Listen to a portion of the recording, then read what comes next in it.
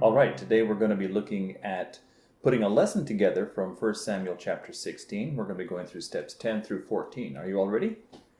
Mm-hmm. Okay, good. So, step 1, present the human nature problem. How are you going to do that? Sorry, step 10. Thank you. So, Hannah, you like learning to crochet, right? You might be tempted to get up really early to learn another crochet stitch, and then tell Manapa that you had done your Bible reading before breakfast. That way you could get your schoolwork done faster, so you'd have even more time to learn how to crochet. If you did that, which would you be valuing more? Your relationship with God and the condition of your heart, or you can say your character, or would you be valuing your knowledge of crocheting and what you can do more? Daniel, for you it might be doing pull-ups so you'd get really strong. That's what we humans tend to do. We tend to value what we can do, or how we look, or what experience we have, instead of what's in our hearts. Okay, good. Good, that's an excellent way of starting. Okay, so now how are you going to transition from that to the story? There was a man in the Bible who was given the important job of choosing the next king of Israel. Do you think he should look at people's appearances or their hearts? Okay, good. So now you move on to the story. So let me hear how you're going to present the story. In your Bibles, turn to 1 Samuel 16, and let's see what he does. Before this, Samuel had anointed Saul king, but Saul had disobeyed Samuel and God twice, so God rejected him from being king over Israel. Look at verse 1. The Lord said to Samuel, "How long will you grieve over Saul, since I have rejected him from being king over Israel? Fill your horn with oil and go. I will send you to Jesse the Bethlehemite, for I have provided for myself a king among his sons." And Samuel said, "How can I go? If Saul hears it, he will kill me." And the Lord said, "Take a heifer with you, and say, 'I have come to sacrifice to the Lord.' And invite Jesse to the sacrifice, and I will show you what you shall do. And you shall anoint for me him who I declare to you." So God is telling Samuel to go to Bethlehem and anoint the son of Jesse, whom he points out to Samuel. Verse 4. Samuel did what the Lord commanded and came to Bethlehem. The elders of the city came to meet him trembling and said, "Do you come peaceably?" And he said, "Peaceably. I have come to sacrifice to the Lord. Consecrate yourselves and come with me to the sacrifice." And he consecrated Jesse and his sons and invited them to the sacrifice. Samuel goes to Bethlehem, invites the elders of the city and Jesse and his sons to a sacrifice. Now look at verse 6. When they came, he looked on Eliab and thought, "Surely the Lord's anointed is before him." But the Lord said to Samuel, Do not look on his appearance or on the height of his stature, because I have rejected him. For the Lord sees not as man sees. Man looks on the outward appearance, but the Lord looks on the heart. So Jesse's sons walk in, and immediately Samuel sees Eliab, and he goes, "Surely the Lord's anointed is before him." But no, God kind of gently scolds Samuel, saying, "Do not look on his appearance or on the height of his stature, because I have rejected him. Man looks on the outward appearance, but the Lord looks on the heart." Oh, okay. Eliab's not the Lord's chosen. Maybe the next one will be. Verse 8. Then Jesse called Abinadab and made him pass before Samuel. And he said, "Neither has the Lord chosen this one." And Jesse made 7 of his sons pass before Samuel. Then Jesse made Shammah pass by. And he said, "Neither has the Lord chosen this one." And Jesse made 7 of his sons pass before Samuel. And Samuel said to Jesse, "The Lord has not chosen these." Yikes. Eliab's not it, Abinadab's not it, Shammah's not it, 4 others aren't it. Samuel might have been thinking, "God, one of these young men must have a heart that is pleasing to you. I don't think this guy has any more sons." But God knew what he was doing. Verse 11. Then Samuel said to Jesse, "Are all your sons here?" And he said, "There remains yet the youngest, but behold, he is keeping the sheep." And Samuel said to Jesse, "Send and get him, for we will not sit down till he comes here." And he sent and brought him in. Now he was ruddy and had beautiful eyes and was handsome. Well, that's kind of ironic. God just told Samuel not to look at appearances, and then it describes Jesse's youngest son to us. Seems kind of weird, doesn't it? But now this is Jesse's last son. Will God choose him for the next king of Israel? Second part of verse 12. And the Lord said, Arise, anoint him, for this is he. Then Samuel took the horn of oil and anointed him in the midst of his brothers. And the Spirit of the Lord rushed upon David from that day forward. And Samuel rose up and went to Ramah. God did choose David.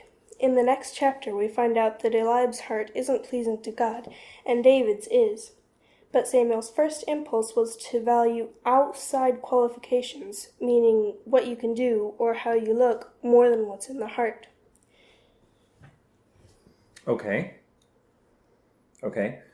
I would say there's a couple things that I think you ought to do a little bit differently. Overall, first of all, very, very good. Okay? Now, I think when you get to the end of verse 3 there, you give just a little, you just say just a little bit at the end of verse 3. And I think you need to bring out a key point there where God says, I've provided for myself a king among his sons. And I think you need to go back to 1 Samuel chapter 13. God says to, or Samuel says to Saul in verse 14, But now your kingdom shall not continue. The Lord has sought out a man after his own heart, and the Lord has commanded him to be prince over his people, because you have not kept what the Lord commanded you. I was looking for that. Yeah, it's way back in chapter 13. Chapter 15. No, it's way back in chapter 13. Chapter 13, verse 14. I think that would be good to bring out there right at the end of verse 3 when you give your little commentary there. And God says in 1 Samuel chapter 16, verse 1, he says, I've provided for myself a king from among his sons. Now, we've already seen that God is looking for someone who has a heart after God. And that's now what God is doing. He's telling Sam to go anoint this guy. Okay? And then, when you talk about the key verse, verse 7, do not look on his appearance or on the height of his stature, because I've rejected him, for the Lord sees not as man sees. Man looks on the outward appearance, but the Lord looks on the heart. That is the key verse for this whole passage, right? That's the key lesson. Mm-hmm. Right? Okay? The climax of the story doesn't come until the end of verse 12.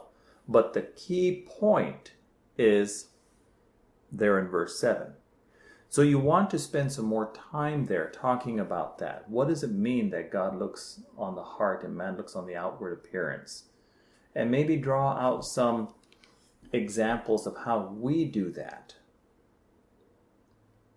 at that point. Do you understand? Okay. So, like I said, overall, very good. Those are just a couple little points that I would point out to you to help flesh out this story a little bit more. Okay? So, step 12, present the answer, the LCI, to the problem. How would you present it? We need to learn to value what the heart's like more than what the outside's like God does. Okay. If you say it, we need to, it doesn't have that oomph behind it that we were talking about yesterday. When we say we need to value the heart more than outward appearance, people go, yeah, we need to. But it doesn't have the oomph. However, if you say, learn to value, that's more of an active verb. Okay?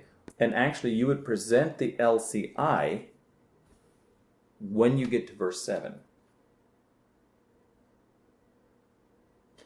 Okay? That would be the best time to present it, because that's where the story presents it. Okay? So, expand what you're going to say at verse 7. Bring up some examples of how we tend to not do that. Present the LCI at this point, and then go on and continue talking about the rest of the story after that. Okay? Apply the LCI now. That's what you can do after you finish getting through the story. Apply the LCI. Daniel, you might want to take drawing to church to do during the service, but if you were valuing your heart condition more than your skill in drawing, and you thought you'd be distracted from the sermon if you drew, then you wouldn't bring it. A kind of funny example is, in my math recently, I had a word problem in which there was a TV chef who couldn't cook. He was just hired for his wavy blonde hair and British accent. In this case, the thing the people hiring him weren't thinking about was his ability instead of his heart, but it's the same sort of situation. Okay, a British cook who was hired not for his ability to cook, but for his wavy blonde hair and British accent. That's funny. That's funny. And then how are you going to conclude? The point is, we need to learn to value a person's heart more than his or her looks or abilities. Okay, good. Good. Well, I think that is that's the backbone of a really good lesson. You have put that together very well, and I think you're ready to teach that to Daniel and Hannah. But I still need to change things, right? Yeah, you need to change a few things, do a little bit of tweaking on it, but then I think you'll be ready to teach that to Daniel and Hannah. Oh boy. Okay? Maybe one thing that you can do with applying the LCI is talk about more ways that they can value things of character in the heart. You've talked about how they can not value external things as much, but what are some things that they can do positively to put more emphasis and value on the character and the heart? Okay? Okay. So those are 3 areas that I think you can work on. What you have to say right after verse 3, what you have to say right after verse 7, and bring out the LCI there. And then when you apply the LCI, talk about some more positive examples of what they can do to put emphasis on, in their lives, on the character, their character, and the heart. Okay? Other than that, I would say it's a good lesson. All right. Well, today, Rebekah is going to be teaching you guys a lesson. We've been working very hard on a lesson from 1 Samuel. I won't tell you which chapter it is yet. I'll let Rebekah do that. So, you guys, listen up and go ahead, Rebekah. So, there's a TV chef in the news recently who couldn't cook. He was just hired for his British accent and wavy blonde hair. That's not a true story, by the way. But we do that sort of thing too. We tend to value how we look, what experience we have, or what we can do more than what's in our heart. In this example, it was the ability he was missing, not the heart content, but it's the same sort of thing. There was a man in the Bible who was given the important job of choosing the next king of Israel. Do you think he should judge by their appearance or their hearts? Their hearts. Right. In your Bibles, turn to 1 Samuel chapter 16. Before this, Samuel had anointed Saul king, but Saul had disobeyed Samuel and God twice. So God rejected him from being king. Look at verse 1. The Lord said to Samuel, "How long will you grieve over Saul, since I have rejected him from being king over Israel? Fill your horn with oil and go. I will send you to Jesse the Bethlehemite, for I have provided for myself a king among his sons." And Samuel said, "How can I go? If Saul hears it, he will kill me." And the Lord said, "Take a heifer with you, and say, 'I have come to sacrifice to the Lord.' And invite Jesse to the sacrifice, and I will show you what you shall do. And you shall anoint for me him who I declare to you." Notice the end of verse 1, where God says, "I have provided for myself a king among his sons." Back in chapter 13, verse 14a, Samuel is talking to Saul on behalf of God. He says, "But now your kingdom shall not continue. The Lord has sought out a man after his own heart." Verse 4. Samuel did what the Lord commanded and came to Bethlehem. The elders of the city came to meet him trembling and said, "Do you come peaceably?" And he said, "Peaceably. I have come to sacrifice to the Lord. Consecrate yourselves and come with me to the sacrifice." And he consecrated Jesse and his sons and invited them to the sacrifice. So Samuel has gotten to Bethlehem, and he invites the elders of the city and Jesse and his sons to a sacrifice. Verse 6. When they came, he looked on Eliab and thought, "Surely the Lord's anointed is before him." But the Lord said to Samuel, "Do not look on his appearance or on the height of his stature, because I have rejected him. For the Lord sees not as man sees. Man looks on the outward appearance, but the Lord looks on the heart." So Jesse's sons walk in, and immediately Samuel goes, "Surely the Lord's anointed is before him." But no, God kind of gently scolds Samuel, saying, "Do not look on his appearance or on the height of his stature, because I have rejected him. Man looks on the outward appearance, but the Lord looks on the heart." Oh, okay. Eliab's not it. Maybe the next one will be. But that's what people tend to do. We tend to value what we can do or how we look or what experience we have more than what's in our hearts. God doesn't, though. He values what's in our hearts most. Verse 8. Then Jesse called Abinadab and made him pass before Samuel. And he said, "Neither has the Lord chosen this one." Then Jesse made Shammah pass by. And he said, "Neither has the Lord chosen this one." And Jesse made 7 of his sons pass before Samuel. And Samuel said to Jesse, "The Lord has not chosen these." Yikes. Eliab's not it, Abinadab's not it, Shammah's not it, 4 others aren't it. Samuel might have been thinking, "God, surely one of these young men have a heart after your own heart. I don't think this guy has any more sons." But God knew what he was doing. Verse 11. Then Samuel said to Jesse, "Are all your sons here?" And he said, "There remains yet the youngest, but behold, he is keeping the sheep." And Samuel said to Jesse, "Send and get him, for we will not sit down till he comes here." And he sent and brought him in. Now he was ruddy and had beautiful eyes and was handsome. Well, that's kind of ironic. God just told Samuel not to look at appearances, and then it describes Jesse's youngest son to us. But now this is Jesse's last son. Will God choose him for the next king of Israel? The second part of verse 12. And the Lord said, "Arise, anoint him, for this is he." Then Samuel took the horn of oil and anointed him in the midst of his brothers. And the Spirit of the Lord rushed upon David from that day forward.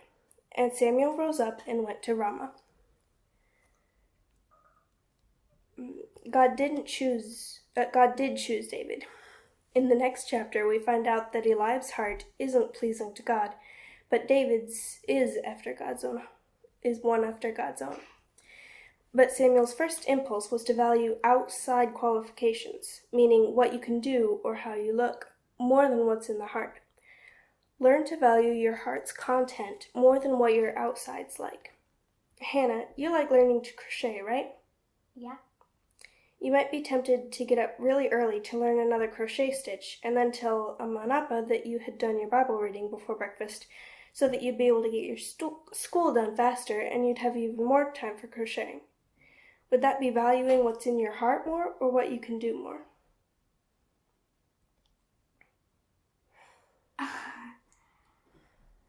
Are you saying tell Mommy and Daddy that I had done my Bible reading when I hadn't? Mm-hmm. Okay. That would be valuing what I could do more. Mm-hmm. Daniel, for you it might be doing pull-ups so you'd get really strong.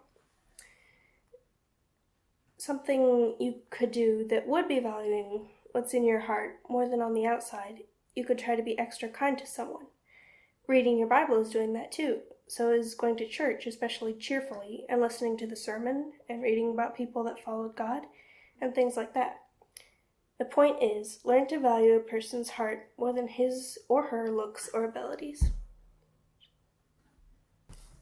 Okay. How do you think that went? I probably went too fast. Yeah, you were kind of rushing. You've probably noticed that when I preach or teach, I actually slow down with how I'm talking. I slow down, and that's deliberate because I'm trying to make sure that people understand, they're able to follow. If I'm just talking really, really fast, some people will be able to follow. Some people will go, whoa, I didn't catch that. That went by me too fast. I slow down, and it helps everybody follow. Now, you don't want to be boring and slow. Yeah, that's not good either. Okay, what else? Well, I noticed that I never mentioned Eli except for in here until after I should have. That's okay. I mean, that happens to me too. When I'm teaching or preaching, sometimes I'll get my points mixed up a little bit and I'll go, oh, I got those a little bit out of order. It's fine. It usually doesn't matter. I will say a couple things here. With your introduction, your example of the chef that couldn't cook, it went by so fast. It was like we had to stop and think about what you were trying to say, and you'd already moved on to the next point. You said, okay, there was this chef that couldn't cook. He was hired for his hair and his good looks and his British accent or something like that. And we often do that. I'm like, what? We often do what? I was trying to make it last a little longer. Okay. You can say there was a chef. You know what a chef is? Someone who cooks. But this chef couldn't cook. Draw it out. Make sure that people understand. And then you can deliver the punchline. He was hired for his good looks and British accent. Then people get it. So the same things that you need to use to tell a good joke, to draw people in and then give a good punchline, are some of the same things that you need for telling a story. And it's also the same things that you need for helping people follow what you're talking about when you're teaching and preaching. Okay? If you just rattle it off, it goes by people so fast they go, oh, huh, okay. And it isn't funny. They got it, but it didn't really connect very well. Okay? So make sure that people are with you and following you. That's one thing there. I would say go ahead and have people turn back to 1 Samuel 13, verse 14. Explain that in a little bit more detail. Let people see that God says that He is going to choose a man after His own heart. And now that's what's happening. He's chosen a man. What's this man like? Who is he like? That's what we're going to see. Okay? So I'd tell you to put a little bit more time there.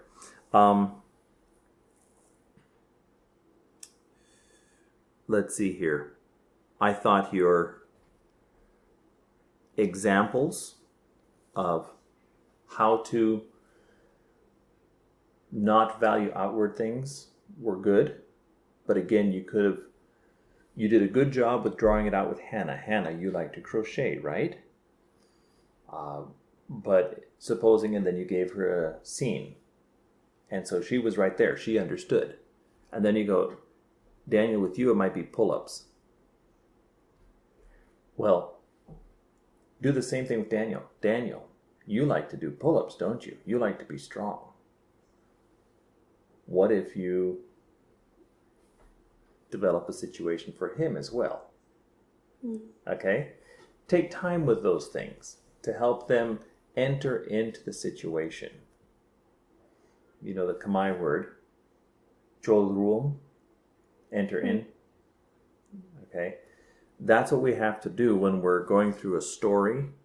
We have to Cholruum, enter into the story. and then it has more of an impact on us. Okay, so take time, help people enter into the story, help them enter into the examples that you're giving them, not just give a brief summary, here's the facts, end of story. Okay, help them enter into it, because then it has more of an impact. Do you understand? Okay? But overall, I would say very good.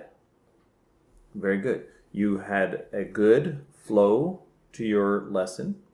I would say that you had good points. You made your point clearly. I asked Daniel. He was able to tell me what your point was. I asked Hannah what some examples were. She was able to tell me.